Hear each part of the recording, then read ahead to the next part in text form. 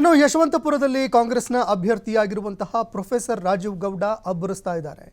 Professor Rajiv Gowda ಪರವಾಗಿ BJP ಶಾಸಕ ST. Somashekar ಪ್ರಚಾರದಲ್ಲಿ ಭಾಗಿಯಾಗಿದ್ದಾರೆ.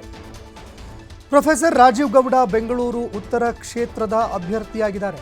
ಕ್ಷೇತ್ರದಲ್ಲಿ 15 ವರ್ಷ ಬಿಜೆಪಿ ಸದಸ್ಯರಿದ್ದರೂ ಕೂಡ ಯಾವುದೇ ರೀತಿಯಾದಂತಹ ಅಭಿವೃದ್ಧಿ ಕೆಲಸಗಳು ಆಗಿಲ್ಲ.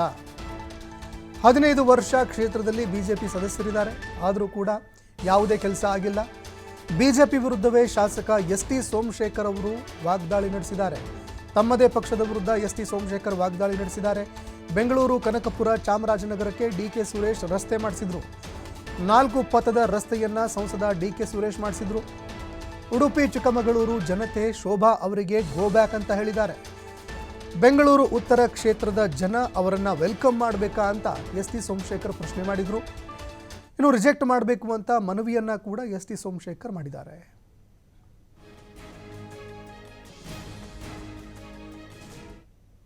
ಐದು ವರ್ಷಗಳ ಕಾಲ ತೀರ್ಥಹಳ್ಳಿಯಿಂದ ಬಂದಂತವರು ಈ ಭಾಗದ ಲೋಕಸಭಾ ಸದಸ್ಯರಾಗಿದ್ರು. ಮಂಗಳೂರಿನ ಪುತ್ತೂರಿಂದ ಬಂದು ಇಲ್ಲಿ 10 ವರ್ಷ ಲೋಕಸಭಾ ಸದಸ್ಯರಾಗಿದ್ರು.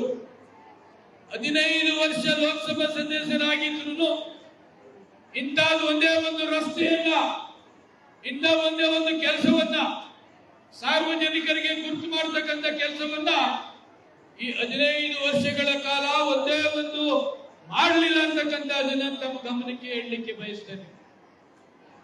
ಇವತ್ತು ಬೆಂಗಳೂರಿಂದ ಕನಕಪುರದಿಂದ ಚಾಮರಾಜನಗರಕ್ಕೆ 4 ಪಥದ ರಸ್ತೆ ಇದು ಮಾಡಿಸ್ತಕ್ಕಂಥವರು ಸನ್ಮಾನ್ಯ ಡಿ.ಕೆ. ಸುರೇಶ್ ಅವರು ಲೋಕಸಭಾ ಸದಸ್ಯರಾಗಿ ಈ ಭಾಗ 4 ಪಥದ ರಸ್ತೆಗೆ ಚಾಲನೆಯನ್ನ ಮಾಡಿಕೊಟ್ಟಂತವರು. ಇವತ್ತು ಚಿಕ್ಕಮಗಳೂರು ಮತ್ತೆ ಉಡುಪಿ ಕ್ಷೇತ್ರದ ಜನತೆ ಗೋಬ್ಯಾಕ್ ಅಂತ ಹೇಳಿದ ಮೇಲೆ ಬೆಂಗಳೂರಿನ ಉತ್ತರ ಕ್ಷೇತ್ರದ ಜನತೆ ವೆಲ್ಕಮ್ ಮಾಡ್ಬೇಕಾ ಹೇಳಿ, ಜೋರಾಗಿ ಹೇಳ್ಬೇಕು. ಕೇಳಿಸ್ತಾ ಇಲ್ಲ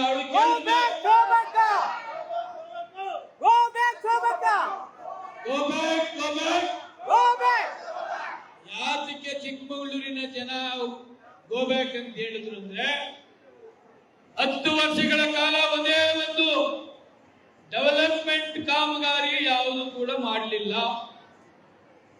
ಯಾವುದು ಗುರುತರವಾದ ಒಂದೇ ಒಂದು ಒಳ್ಳೆಯ ಕೆಲಸವನ್ನು